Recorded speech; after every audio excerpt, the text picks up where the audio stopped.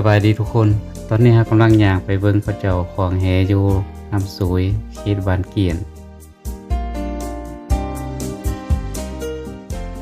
สายน้ำสวยก็เป็นสายน้ำหนึ่งที่มีความยาวมันมีประโยชน์หลวงหลายในการทำมาหากินการเอาน้ำเข้าใส่หน้าแต่นอกนี้เขาเจ้ายังเฮ็ดเขตห่วงห้ามของบ้านไฟบ้านมันแล้วก็นอกจากเขตห่วงห้ามแล้วก็จะมีเขตทำมาหากินถ้าว่าเป็นเขตห่วงห้ามหมดเขาเจ้าก็จะบ่มีวนสองอยู่หากินโอ้หูดไว้บ้านเป็นลงพรมเดียวจะได้เลย2 บาท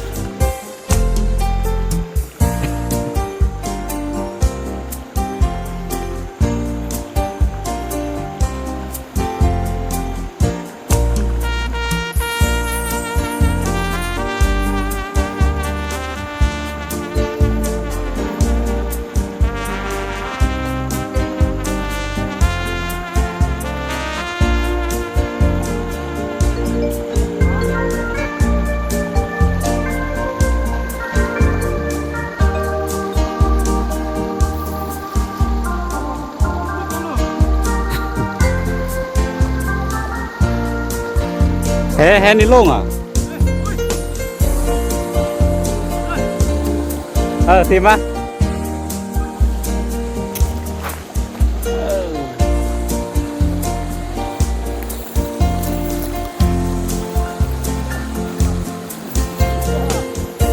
2 ตัว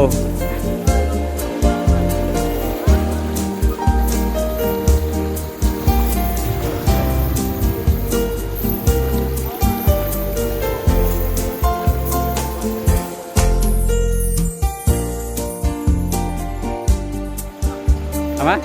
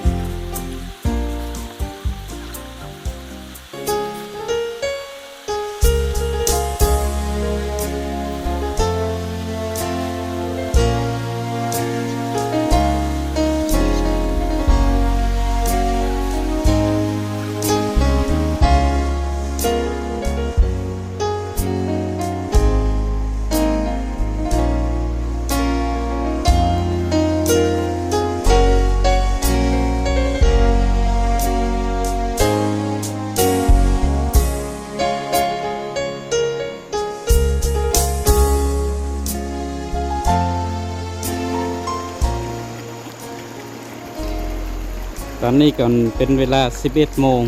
เกือบเที่ยงตัวอากาศก็ร้อนเขตนี้เป็นเขตร้อนเลยเขตนี้แล้วบรรยากาศโดยรวมเนี่ยก็ป่าไม้จะมีความสดชื่นตามเรียบแคมน้ำก็จะเห็นฝูงงัวลงมาดินน้ำมากินหญ้าแคมน้ำแต่ก็เห็นฝูงเป็ดลอยน้ำอยู่ทางเหนือครับสีขาวบรรยากาศดีแต่คิดฮอดสมัยตอนยังน้อยบ้านติดกับน้ำถือว่าเขตนั้นจะเป็นเขตอุดมสมบูรณ์ที่สุด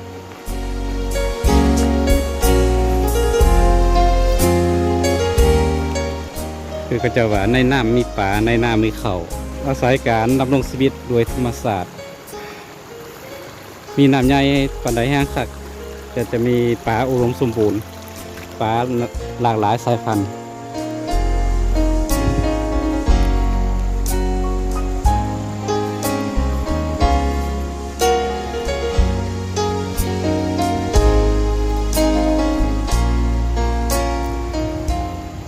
สอบเบิ่งปลาเหลือมหาดตอนนี้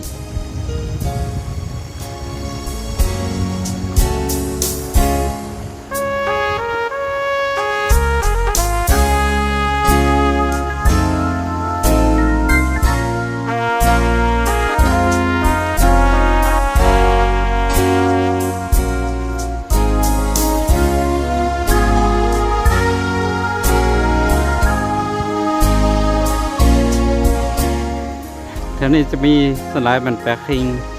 ปลาเหลือมหาดเดี๋ยวนี้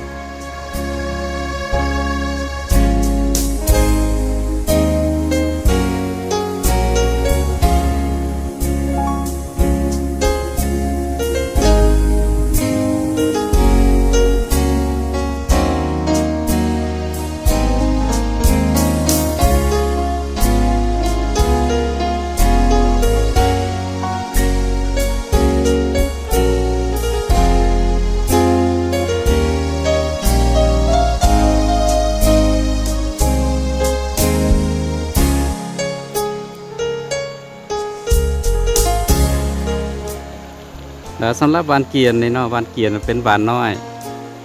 ตั้งอยู่ห่างจากที่บ้านโสยลงมาเนี่ยประมาณ 3-4 หลัก 3-4 กิโลเมตรนี่นะจะมีอยู่34หลังคาเรือนแล้วประชาชนเขตนี้สลายก็อาศัยการเฮ็ดไร่เฮ็ดนาไร่นี่ก็จะบ่มีแหละสลายจะเป็นเฮ็ดนาก็ปลูกผักเลี้ยงสัตว์ไปนอกจากนั้นก็จะมีการตัดไม้ปองตามที่บริษัทเพิ่นมาสั่งแต่ว่าตัดไม้นะฮะให้เข้าใจว่าตัดตามเทคนิคของวิศวการบ่หมายความว่าจะตัดเมื่อทุกต้นเขาเจ้าจะตัดแต่เฉพาะไม้แก่ไม้ปองเด้ออายุ2 ปีขึ้นไปขายให้บริษัทเวียดนามบ้านเกียร์นี่ไปหาด้านสากลก็มีเพียงแต่7 กิโลเมตรเส้นทางในค่อนข้างทุรกันดารสมควรเกิดเป็นบวกเป็นขุมย่ำพ้นนี่จะยุ่งยากที่สุดกินข้าวอิ่มแล้วก็นอนตื่นมาก็ดูดนมแม่ดูดบ่ดูดดีเลยนั่นบุคคลธรรมดา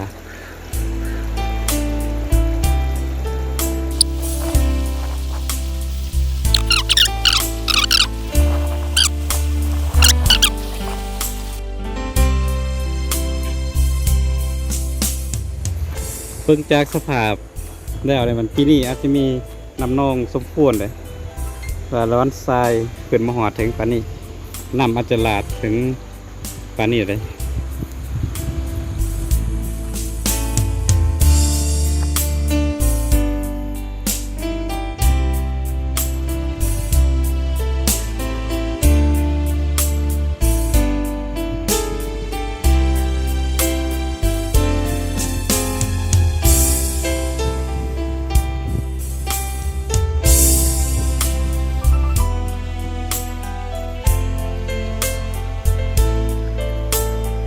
มาบ่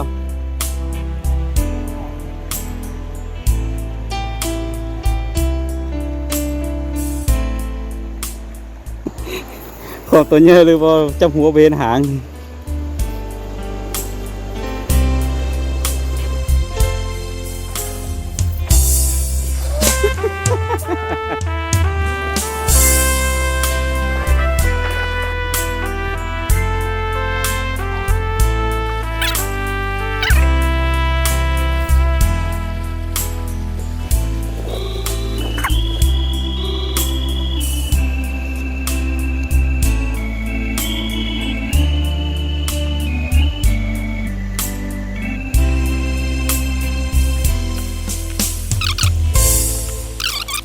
บางน้ำเลยเกิดเขตสงวนหามเด็ดขาด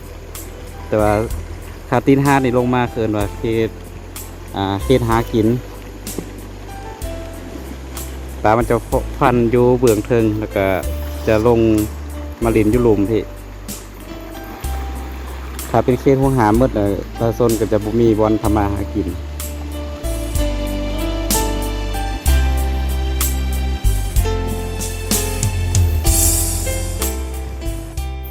อันนี้ล่วงทำอีกลืนเลย ไรปลาโคงไทยล้วนตุลูกกันแล้ว ยังได้ปลานิ่คือเก่าเนาะ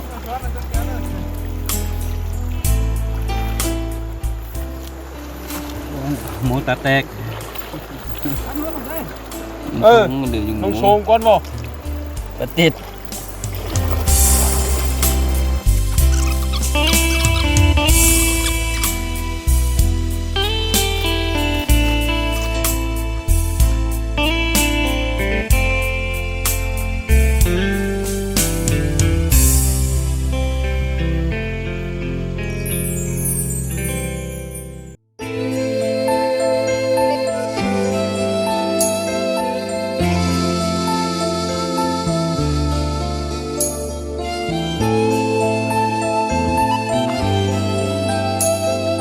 สมงัวบาน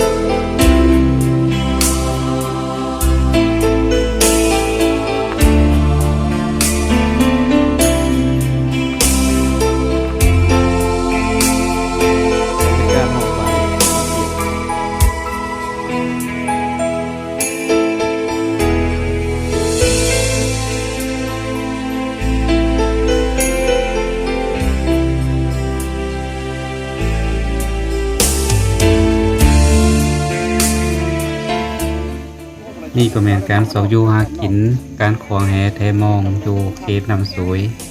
โดยเฉพาะอยู่เขตวันเกียนถ้า FC ท่านใดมักคลิปนี้ก็อย่าลืมกดไลค์กดแชร์กดติดตามและกดกระดิ่งเป็นกำลังใจให้พวกเราสร้างคลิปใหม่ๆอีกต่อไปสบายดี